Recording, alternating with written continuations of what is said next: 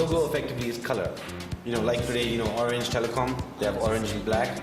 Our logo is fluorescent color.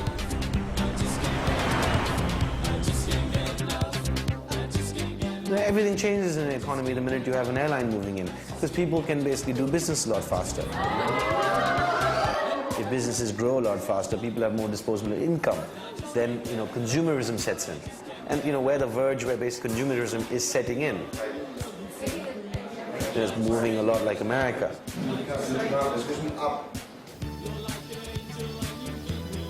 Me, I'm not happy living this kind of life, but at least at 23, I should be in better place. I always want our place to be like in America, in a comfortable house, flashy cars, drinking good water, eating good food. I always want our people to, at least my people, me, myself, to live that kind of life. It's a beautiful life. If you're living that kind of life, you won't even like to die. You just want to stay on earth forever.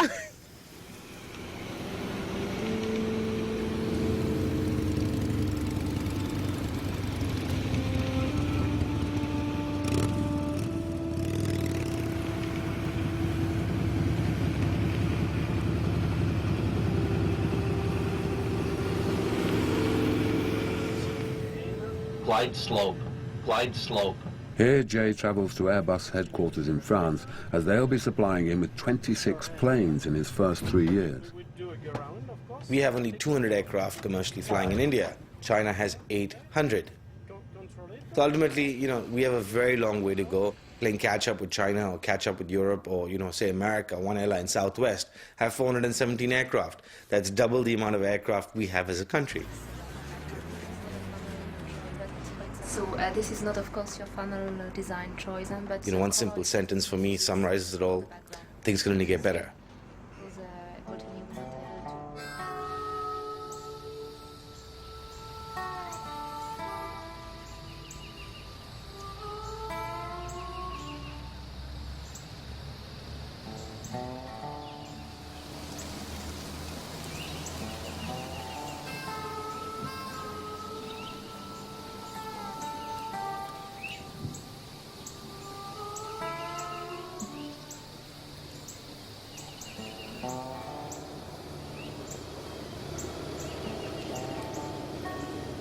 My main house was, it had 10 feet of water and it marinated in that sludge for, 3 weeks almost.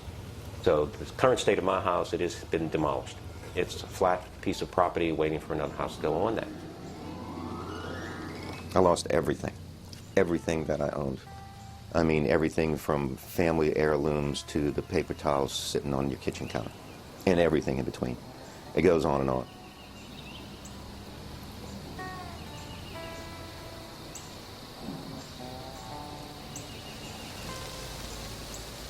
Two beautiful, beautiful oak trees I did not lose. You know, local indigenous Quercus virginianus live oaks, that sprawl all over the place. Beautiful, beautiful. That's what I have left, 2 oak trees and an empty lot. Everything else is gone. That sucks.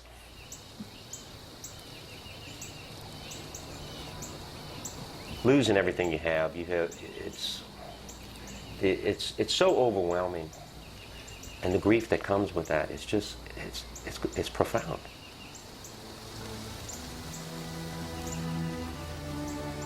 We had an unspoken collective pact to pretend climate change wasn't happening, as though as long as we ignored it hard enough, it wouldn't be true. Not absolutely everyone. A few were shouting, "Fire!"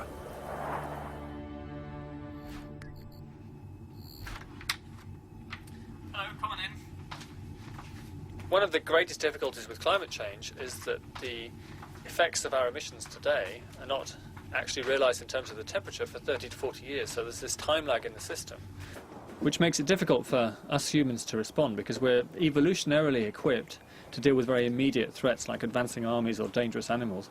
We're not so well equipped with dealing rationally with very long-term problems like climate change. So we have to act now to stop something happening in the future. If we wait until the full temperature effects are already upon us, then it's far too late to stop. If you remember one single number above all else, make it 2 degrees. Now, everyone in the world, pretty much, the European Union, big multinational corporations, Greenpeace, political parties, all agree that we have to stabilise global temperatures within 2 degrees above pre-industrial levels. And the reason for that is because if you cross that threshold, then there are tipping points in the Earth system which could drive the warming process essentially out of control. Huge amounts of carbon could be coming out of the world's trees and the soils, methane could be coming out of the permafrost in Siberia, and it's that extra input of greenhouse gases into the atmosphere which then leads us up the worst case scenarios to 6 or more degrees and the eventual wipeout of most of life on Earth. So our emissions have been going up between, let's say, 1950 and now. They need to level out, stabilise, and then decline just as rapidly to sustainable levels, about an 80% cut by 2050.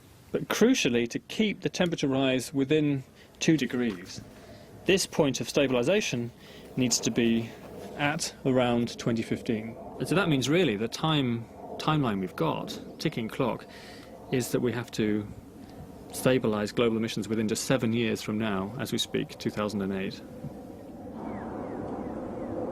And the scale of this task to achieve a transformation to a low-carbon economy for the entirety of human civilization is obviously it's a huge, monumental task, probably the greatest that humanity's ever faced.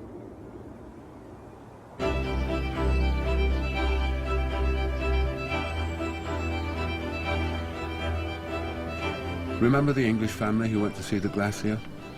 They're back home in Cornwall, southwest England, inspired to start tackling their own energy wasting.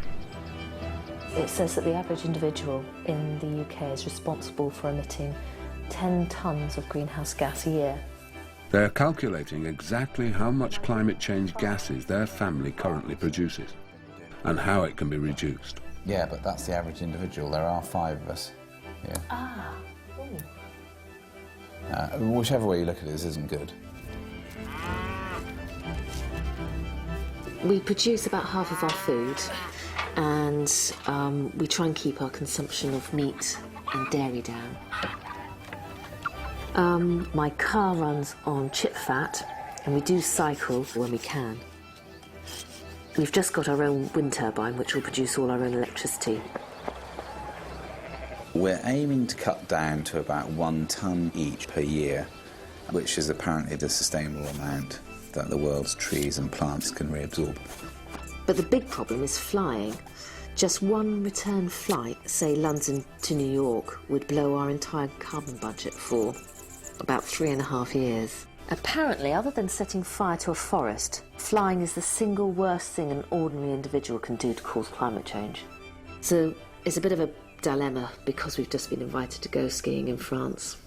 They're now flying from Newquay, which is our nearest airport, it's like 40 minutes from here, to Bergerac, which is like, you know, an hour and a half or something from it. And literally we could leave here in the morning. We live like in Cornwall. We could leave Cornwall in the morning and be in Bergerac by sort of for lunch, after lunch. But if you actually think this is going to cause the death of people, it's actually going to affect people and make that direct connection, then it is a really scary thought. Obviously, us not flying to France or not flying wherever is hardly going to solve the problem. But it's down to what you think is the correct thing to do. Because everyone else is doing it, and that's not a good reason to do anything. You know, you have to look at the terrible things in our history that everyone regrets now. You know, massacres, the Holocaust, etc. And you know, a lot of that was just going along with what was the predominant thinking at the time. I'm almost jealous of the time 5-10 years ago when I could just jump on a plane with impunity. And I didn't even think about it, it was just blissful. There's no moral dilemma there whatsoever. Needless to say, they didn't take that flight. And joining a climate change protest march may not be everybody's idea of a 10th wedding anniversary, but Piers and Lisa have shared ideals from the moment they met.